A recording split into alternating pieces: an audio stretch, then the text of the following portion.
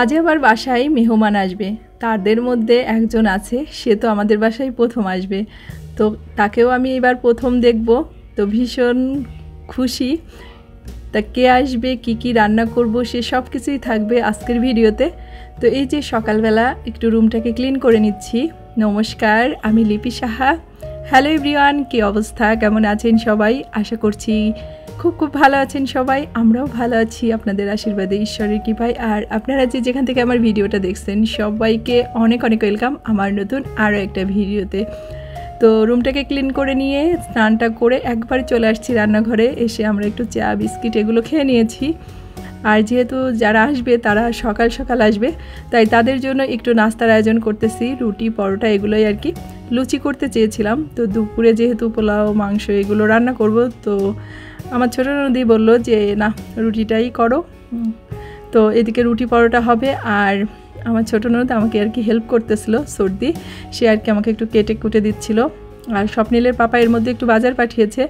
তো এখানে খাসির মাংস আছে, এটা কিছুটা ফ্রিজে ছিল, আর একটু মানে কিনে আনা হয়েছে, তো সেগুলোকে একসাথে ধুয়ে পরিষ্কার করে নিব।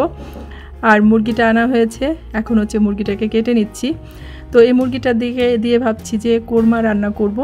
তো সে কারণেই যে উপরের চামড়াটা এগুলোকে আলাদা করে নিচ্ছি। বাসায় যখন কোনো অতিথি আসে তখন আমার থেকে আরও বেশি খুশি থাকে স্বপ্নিল। তো সে তো সকাল থেকে আজকে মানে গুরুকুলেও যায়নি, মানে তাদের জন্য অপেক্ষা, কখন আসবে বারবার এসে শুধু জিজ্ঞাসা করে। তো সে আমার সাথে সাথেও অনেক কাজে হেল্প করে দিচ্ছে। আর ওইদিকে মুরগিটাকে কেটে নিয়েছি। এখন এই যে খাসির মাংস যেটা, সেটাকে রেজালা করব, তো ওটাকে আর কি বসিয়ে দিয়েছি। তার যা মশলা ছিল সব কিছু করে একবারে যে মাখিয়ে বসিয়ে দিব। তো এর মধ্যে একটু টক দই মিষ্টি দই মিক্সড করে দিয়েছিলাম আজকে, আর গোটা গরম মশলা দিয়েছিলাম, যেহেতু একটু শাহি ভাব আসবে। তো এইদিকে ডিমগুলো সিদ্ধ হয়ে গেছে, তো এগুলোকে এখন নামিয়ে খোসা ছাড়িয়ে নিব। কে রে বাবা, কি গো,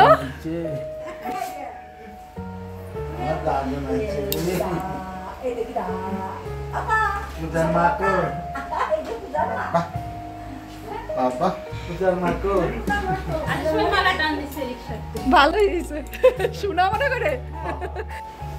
দেখি আমার বলে দিন তো। আসো থামি।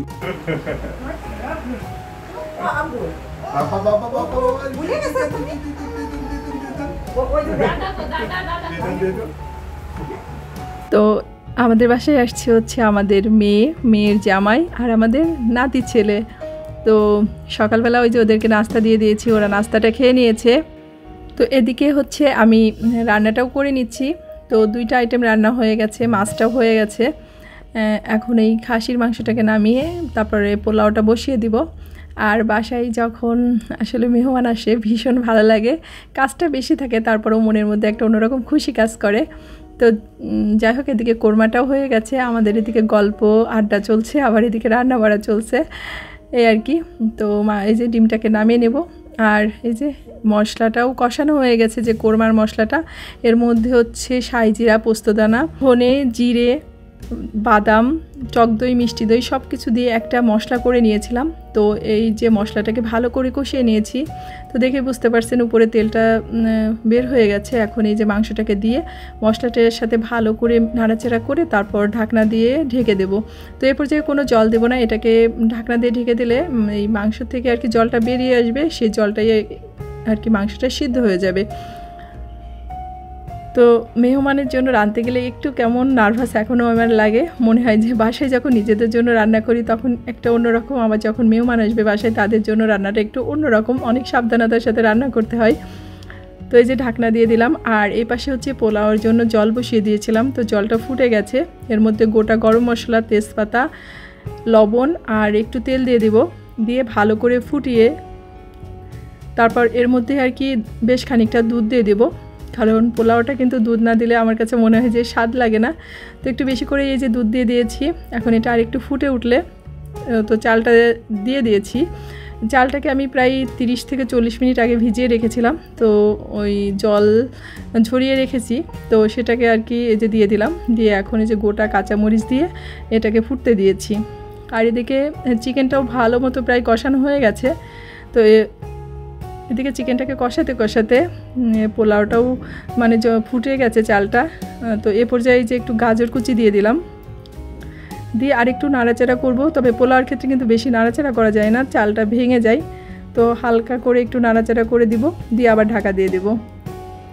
আর এই যে কোরমাটা কষানো হয়ে গেছে, এখন এর মধ্যে একটু দুধ দিয়ে দিব। এই দুধটাকে আমি একটু জাল দিয়ে রেখেছিলাম।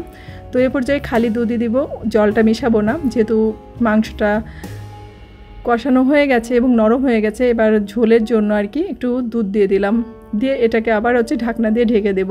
তো আজকে রান্নায় ছিল সাদা পোলাও, চিকেন কোরমা, ডিমের কোরমা, খাসির রেজালা, বোয়াল মাছ, এই আর কি। তো আমি ভিডিওর শুরুতেই বলেছিলাম যে আমাদের বাসায় যে মেহমান আসবে তার মধ্যে একজন নতুন আসবে, মানে তাকে দেখিনি। সে ওই যে আমার ননদের মেয়ের আর কি বাচ্চাটা, মানে আমাদের নাতির ছেলে।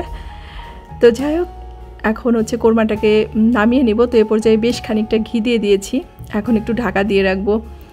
তো আজকের ভিডিওটা এ পর্যন্তই। সবাই ভালো থাকবেন, সুস্থ থাকবেন, আর অবশ্যই সাবধানে থাকবেন। ভিডিওটা ভালো লাগলে অবশ্যই একটা লাইক কমেন্ট করবেন। ভালো থাকবেন সবাই, দেখা হচ্ছে নেক্সট ভিডিওতে।